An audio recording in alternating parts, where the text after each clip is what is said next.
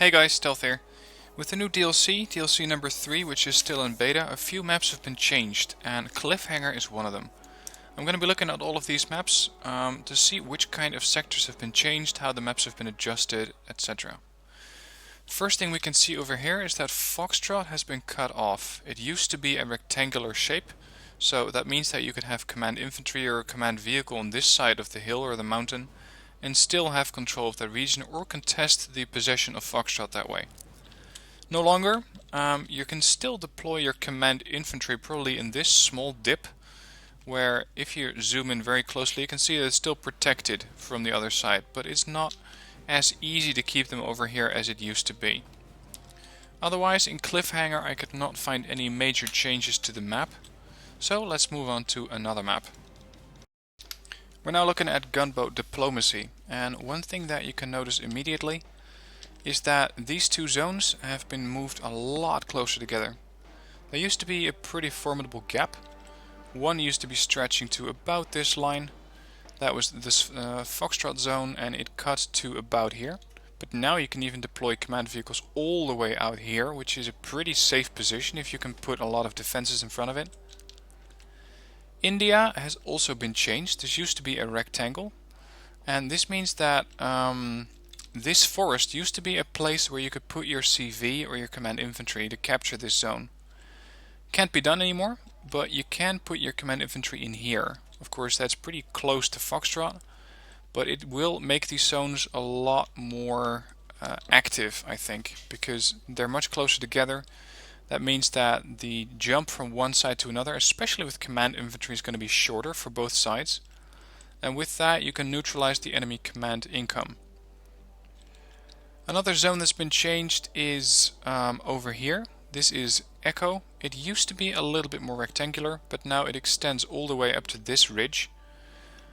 It still encompasses the forest, but over here it encompasses a bit more. It used to cut off about this way, so that this ridge was not exactly inside the command zone. Now you can use it to deploy your command vehicle or command infantry in here. We got Juliet over here. They haven't touched it, but they have touched Delta. This ridge in Delta, sorry, it's not a ridge, this forest line used to be outside the command zone. But now it's inside the command zone, and this is definitely a significant change, because now you can land your command infantry using LSTs right into this forest, if there's nothing in there of course, and capture the zone, or at least neutralize it. This means that it's a lot more active, and naval units or naval deployments might be even more interesting than they were before. The same has happened to Charlie. This unit or this site did not used to be part of the command zone. The command zone cut out across about here, which meant that this small area of forest was inside the command zone. This was not. So this is the counterpart to the command zone in Delta, which has been expanded, and that means that you can now do naval landings with command units here as well. This is a new command zone. This is Alpha. As you can see, it's a major, large naval zone. It spans across most of the water, and it is going to be pretty heavily contested, but I think not by ships. I think that what you're going to see here is command infantry or a command helicopter, if you don't have anything else. Maybe a command unit being shipped in here by an LST, and by doing that you can capture this zone. For the operating forces here, the forces operating on this side, it's a bit different, but you can again use this ridge to deploy any kind of command vehicle you like, except helicopters. I would not recommend against that, or I would not recommend those. Or you could of course deploy a ship somewhere on this side, but I don't think that we're going to be seeing a lot of ships, and if you do, I think it's going to be mostly gun frigates, so stuff like the Hujians.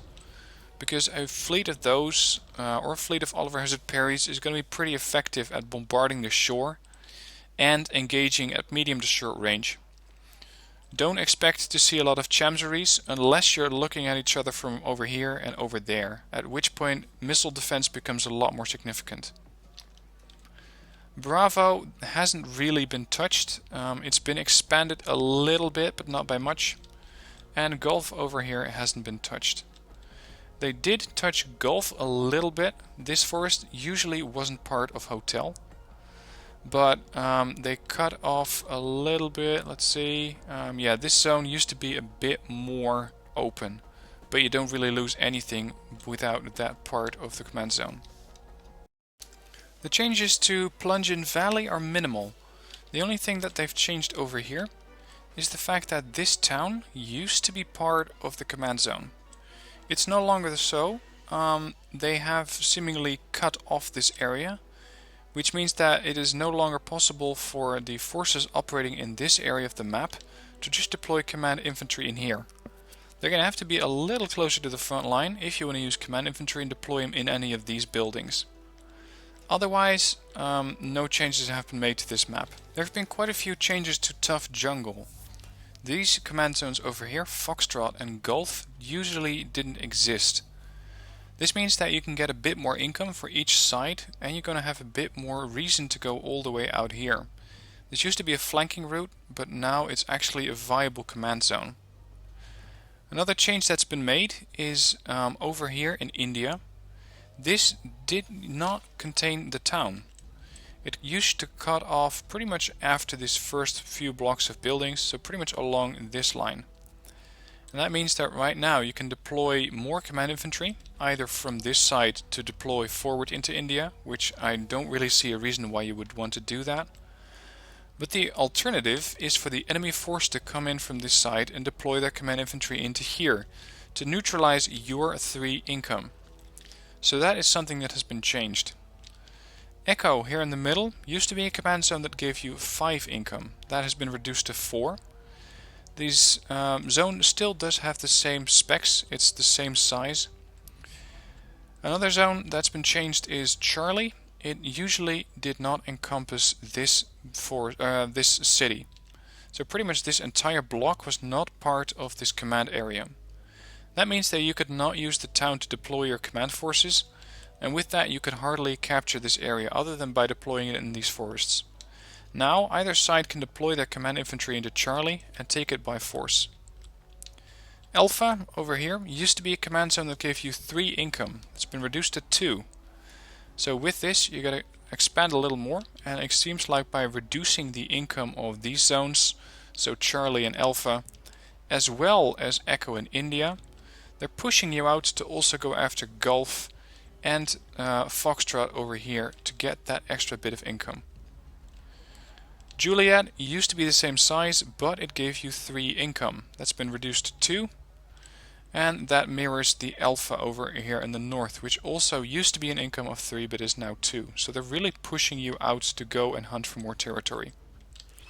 The final change that's been made is to both Kilo and Bravo. And the change here is that they used to be 5-point income zones. So again, a nerf in income for the main command zones to force you to actually go out and hunt for those other command zones.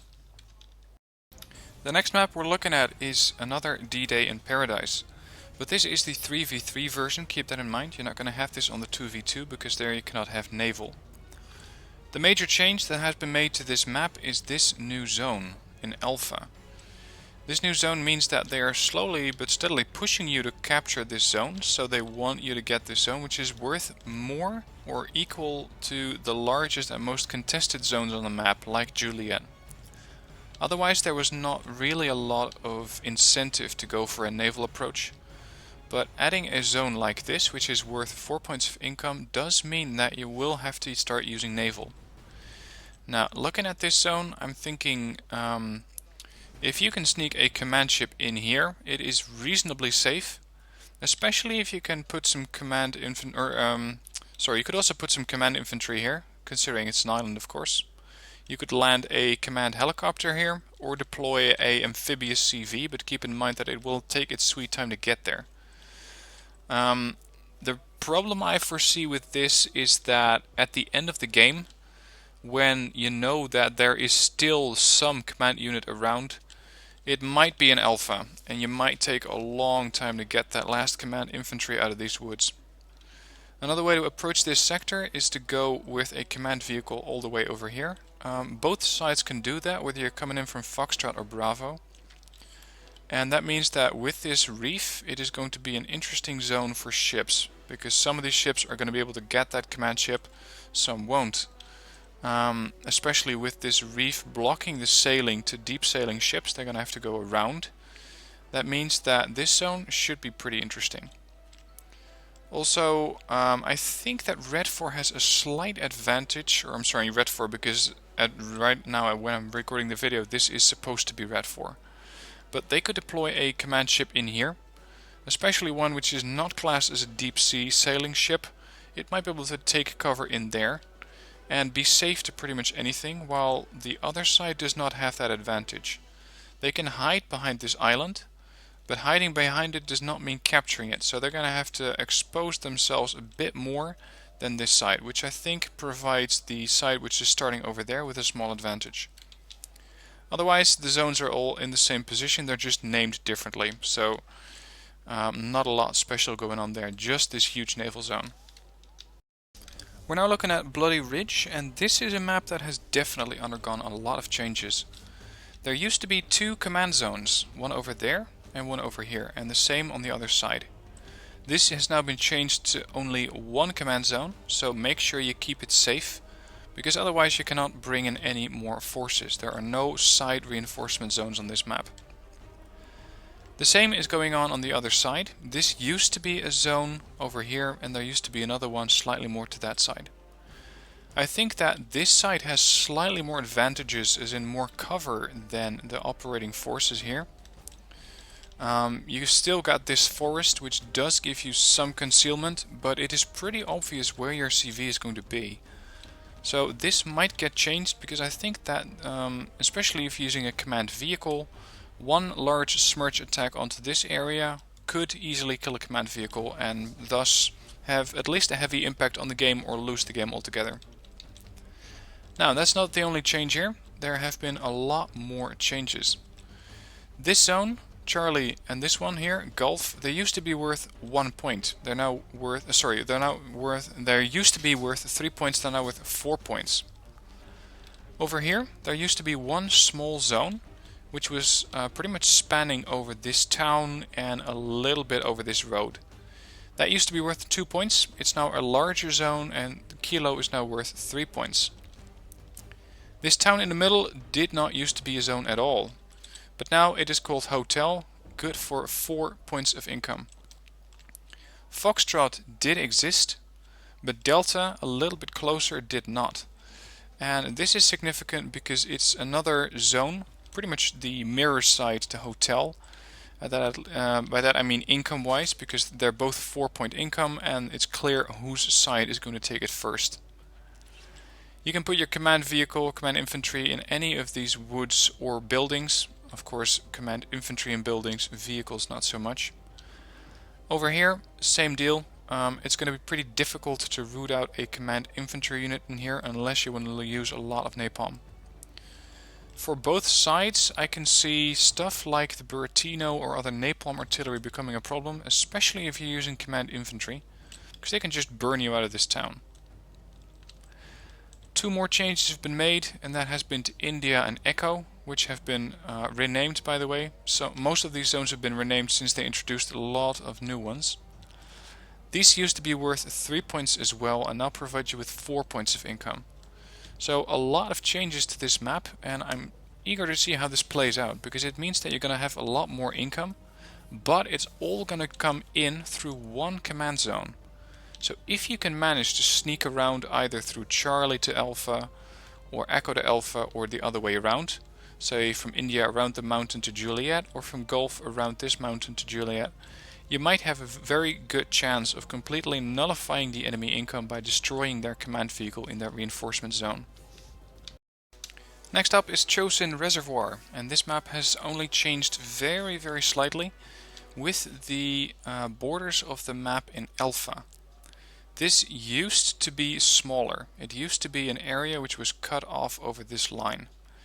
It's now actually a little bigger, and that means that Blue 4 or whatever side is operating on that side might have an easier time to deploy a command vehicle in here. But still, it's not a lot of cover, and that means that you're going to have to use sneaky units, But I can see command infantry taking a position somewhere over here where they do have some cover. This does mean that it might be a little more contested, but it is still a zone that is going to be taken by the forces operating out of Bravo. So not a lot of big changes there. The other zones, Echo, Foxtrot is still the same. We got Gulf and India, which are the same. Juliet hasn't changed at all, so it's mostly Alpha, and some of the zones have changed names. The final map that's been changed is Wonsan Harbor, and they changed this quite significantly. For starters, they moved the command zones where you reinforce your units. This used to be in Bravo and in Gulf, although those zones used to be a little farther back. Gulf used to be a little more over this town, and Bravo used to be more towards this forest. Right now, you're going to be bringing in your commands in Alpha over here and Hotel up here. This means that since it's the non-naval version, you don't have to fear that your command zone is going to get overrun by naval units, but it does make it more interesting to do a helicopter landing on the sides, either over here or over there in this industrial area. Another thing they changed is the moving of Gulf. It used to be over here as a main reinforcement point. No longer. They changed it to be a little bit more over this town, probably hoping to evoke a little bit more urban warfare. But again, there is no longer a reinforcement zone here, so it's just a command income. Foxtrot over here used to be called Echo, and it used to give you 4 points. Now it only gives you 2. The same has happened for Charlie, which also used to be a zone that gave you 4 income, but now has been reduced to 2. It also used to be a lot smaller. It used to be pretty much these same lines, but stopping where I've drawn this line. So pretty much below the +2 sign. That means that this factory, or these factory buildings, usually weren't part of the command zone, but now they are. And this means that you can deploy command infantry from either side. Of course, operating from this side, you can deploy a command infantry over there or over there. But the other side has it a bit easier if they want to try and capture it from you by bringing in command infantry in any of these buildings once they've pushed up far enough. Delta over here in the complete harbor zone is entirely new. This zone gives you 4 income, and by doing this it seems like the developers have tried to push us to go into the harbor a bit more. It used to be called Wonsan Harbor, but most of the fighting took place in these zones, in this large town over here. But right now they're pushing us to take Delta, because that, along with Echo, is the main income for these zones. They are the zones that give you +4 income, both of them. And Echo used to be a bit smaller. It used to be about till this line, no higher. And especially it did not contain this block of buildings, which I'm highlighting right now. The zone started over at this line and looked a little bit like that. So you could deploy your command infantry in these woods, but now you can also deploy your command infantry in here, which again, for forces coming from this side, makes it a bit easier to capture this area if they don't want to deploy their command infantry in this forest, for example. With this change, I think that you're going to be seeing a lot more battles going on in Delta. Maybe some more in Bravo and Charlie, but these already used to be pretty contested areas. And I think that for both forces, Echo is not that interesting, because it's pretty far away from your main resupply. So getting forces in here is going to take quite a while. If you want to do a quick land grab into Echo, I would recommend using helicopters, whatever side you're coming from. Helicopter with command infantry, I think that is going to be the main new recipe to capture Echo quickly. So if you're doing this map and you're faced with, for example, an airborne deck, make sure that you bring something that has a lot of AA, because they will be trying to push forces in here very quickly. And if you want to do the same thing with your forces in a command helicopter, make sure you got helicopters armed with AA to escort them. So that's all the changes for the DLC for now. It's still in beta, a lot might still change and probably will change, so it's not sure that these maps will stay the same. If they change, I'll be putting up a new video in January when the DLC is really going to arrive. But for now, I hope you found this video useful to quickly show you what kind of new zones have been added or how the zones have been modified. If you found this video useful, please hit that like button beneath it, and also hit the subscribe button while you're there if you haven't subscribed to my channel already. If you still have a question about any of these maps, leave a comment down below and I'll try to answer it. Again, I don't know everything about these maps just yet, but I'll try to answer your question. For now, thanks for watching and hope to see you next video.